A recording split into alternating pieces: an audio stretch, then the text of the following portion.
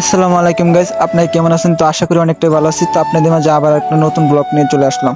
তো বন্ধুরা বলতেছে, বন্ধু এই ভিডিও কিন্তু ফেসবুকে ছেড়ে দিন। তো বন্ধু শোনার পরে আসতেছে, তখন বলতেছে আচ্ছা ভিডিও ফেসবুক ফলো ছেড়ে আগে আমার কয়েকটা সেলফি তুলে দে।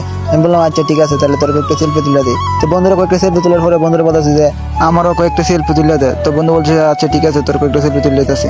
তো বন্ধু আমাকে কয়েকটা সেলফি তোলার পরে ওইদিকে যাইতেছে। তো আমি বলতেছি বন্ধু ওইদিকে কেন যাও? তো বন্ধু বলতেছে গিয়ে ওই পাটটার গিয়ে উঠবি কেমন? তো আমি বলতেছি গাছ আর কোনো উঠবি নাই। তো বন্ধু বলতেছে কি বলো উঠবি নাই? তো বন্ধু বলতেছে আগে দিকে উঠবি না আসছে। তো আমি বলতেছি নাই। তো বন্ধু বলতেছে তাহলে জায়গায় বাড়িতে।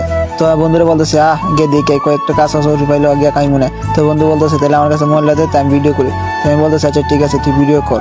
তো সে এখন আমার কাছে মোবাইল দিয়ে বলতেছে যে আমি যাই, তুই ভিডিও করতে করতে। আমি বলতেছি আচ্ছা ঠিক আছে।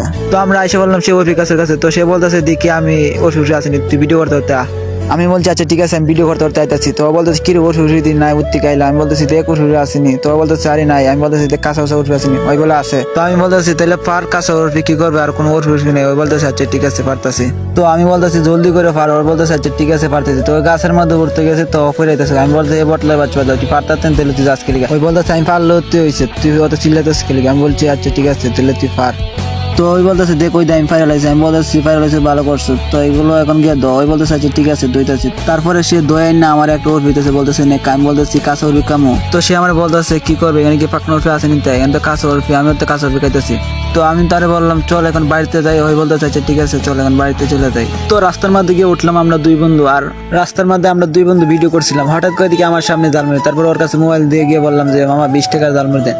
তারপরে জালমুড়ি মামা বলতেছে তোমরা একটু ওয়েট করে আমি বানাই দিতেছি। আমি বলছি আচ্ছা ঠিক আছে। তারপরে জালমুড়ি বানানোর পরে তারপরে আমার হাতে দিয়েছি জালমুড়ি। তারপরে আমরা দুই বন্ধু খাইতে খাইতে বাড়ির দিকে রওনা দিলাম।